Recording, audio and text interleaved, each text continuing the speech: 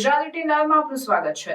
સાબરકાંઠાના ઈડર તાલુકાના દાવડ ગામે શિવરાત્રીના પર્વને લઈ મહાદેવના 1 લાખ માટીના શિવલિંગ બનાવવામાં આવ્યા। મહાશિવરાત્રી રાત્રિના પર્વને લઈ ઠેર ઠેર મહાદેવની પૂજા અર્ચના કરવામાં આવતી હોય છે, ત્યારે સાબરકાંઠા ઈડર તાલુકાના દાવડ ગામે મહાદેવની અનોખી રીતે પૂજા કરવામાં આવે છે।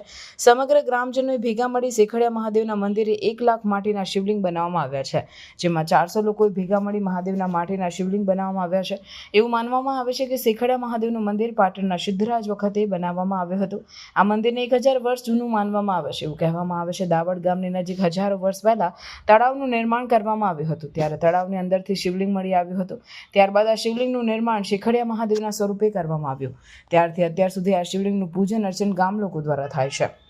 ત્યારે શિવરાત્રીના પર્વને લઈ 40 વર્ષ બાદ ફરીવાર 1 લાખ શિવલિંગ બનાવવામાં આવ્યા છે। આ ઉપરાંત અહીં ભક્તો માટે ભોજનની પણ વ્યવસ્થા કરવામાં આવી છે। એ રાણીએ અહીં આગળ કરેલી અને ત્યારથી જ એ મહાદેવનું નામ શેખરેશ્વર મહાદેવ એવું નામ આપ્યું। તો આ તો બહુ જ જૂનું સદીઓ પુરાનું જેને કહીએ એવું શિવલિંગ કહેવાય અને સ્વયંભૂ છે પાછું।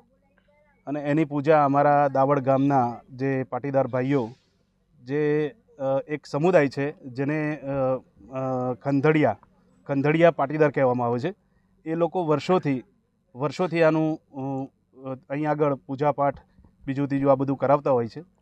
અને અહીં આગળ અત્યારે હાલ આ મંદિરનું જે કહીએ આપણે કે એનું નિભાવ, તો એ નિભાવ અમારા ભાઈ જ છે મોટા ગૌર અરવિંદ કુમાર કાંતિલાલ શાસ્ત્રી એ પોતે, પછી એમના ભાઈ છે મોટા ભરતભાઈ ગૌર, એ બધા થઈ અને સાથે બીજા મિત્રો પાટીદાર એ બધા હળી મળી અને અહીં આગળ આયોજન કરતા હોય છે। અને આ શિવલિંગ બનાવતા કેટલો ટાઈમ લાગ્યો હતો અને કેટલા લોકો જોડાયા? અચ્છા, આજે આ શિવલિંગ જે બનાવ્યું એમાં હું પણ હાજર હતો અને લગભગ 4 કલાક, હા ટાઈમ તો 4 કલાકનો હતો જ, પણ 400 માણસ અહીં આગળ ભેગું થયું હતું।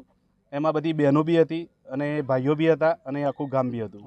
અને આજુબાજુના ગામમાં અહીંયા બાજુમાં સિંગા, આ બાજુથી પેથાપુર, એવા બધા અમારા આજુબાજુના જે ગામ છે। મારું નામ યશ અરવિંદ કુમાર ગૌર છે, હું દાવડનો જ રહેવાસી છું।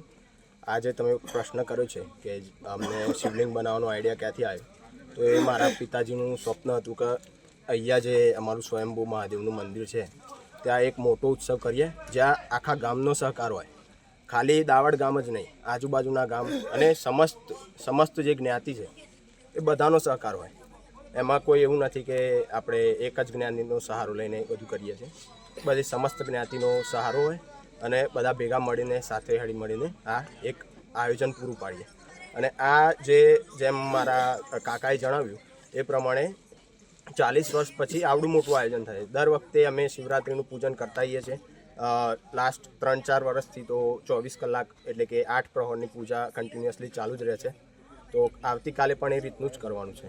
તો એ શોર્ટમાં આઈડિયા હતો।